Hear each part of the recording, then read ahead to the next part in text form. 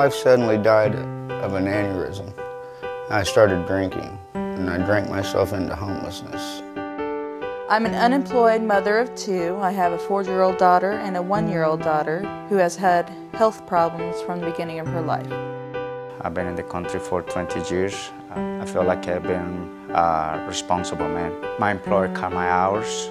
I have no money for gas, electricity, car payment, or child support. It's been 18 months and 14 days. Bobby can't get him a job. Repo man's gonna take his van. I hear Bobby's giving up on God. He needs a hand up, not a handout. Hey, everybody's gotta suffer. Don't worry, it's only my brother. I not only hurt myself, I hurt a lot of people.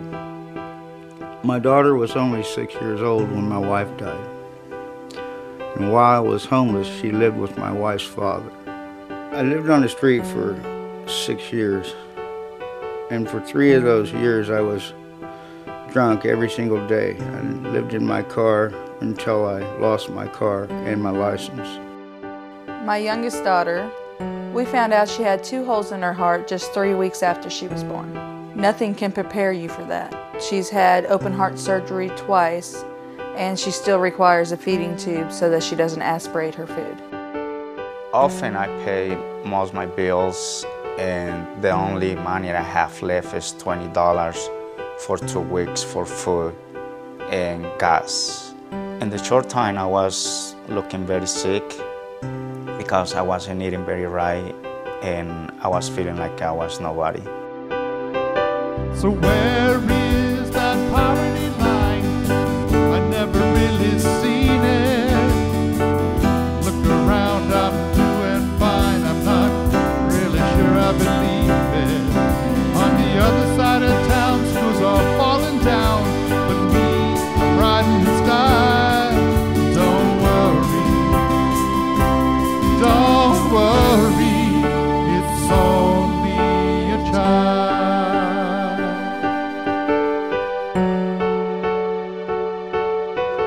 Finding a job is really frustrating because nobody seems to be hiring. I've had several interviews, but I don't get anywhere with them interviews. Right now I'm just getting by on disability and food stamps.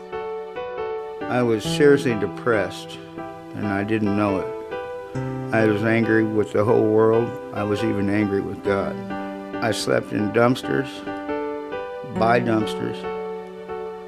I lived in a dumpster. I was asleep in a dumpster one morning when God slapped me with both hands, told me He did not put me here to torture myself. He had something better for me. I was saying, I gotta hell with this life. I wasn't thinking about nothing, just to damn. Well, basically I was trying to kill myself, probably kill somebody else. And a car accident that could happen. But that's why I'm stopping and thinking and crying, because my daughters came from my memory. There's a homeless woman with a shopping cart living on the street. Lord knows she can't come in here where the pretty people meet. And we're all dressed in our Sunday best, and she smiles when she sees us. Don't worry, it's only Jesus.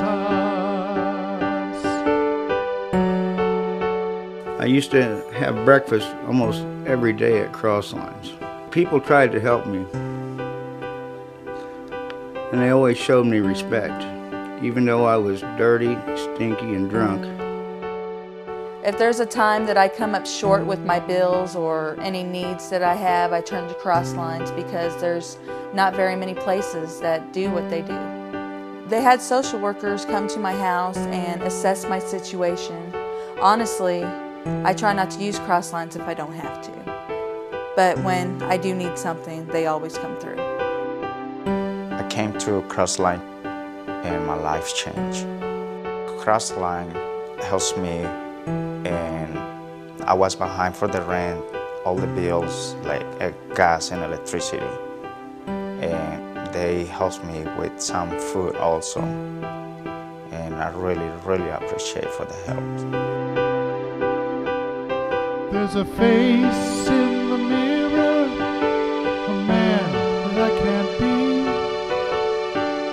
Lord, won't you open my eyes?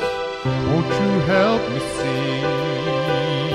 A hungry child needs more than a piece of bread. A brother needs a job to get ahead, and the homeless need a place to lay their head. And as much as I've been giving, I could never give enough. Don't worry, it's only love.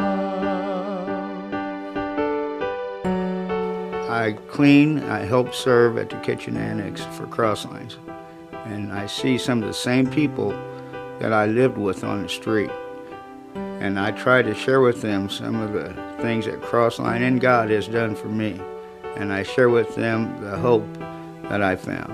And I let them know there is hope for them. Today my daughter is 14 years old, and we live together in our apartment. And I thank God each and every day with every breath I take. I want Crosslines to be like on my back burner. I don't want to help. I don't want to use them if I absolutely do not need the help. It might not be much, but it gets me through. It makes me happy knowing that there is a place like this. In Colombia we say, el baby que no llora no va a tener comida. Baby doesn't cry, it's not gonna have a food. So sometimes we have to cry for help, and it's the only way you can have help. I came to Crossline and they extend their hands to me, and it's why I still live in my life.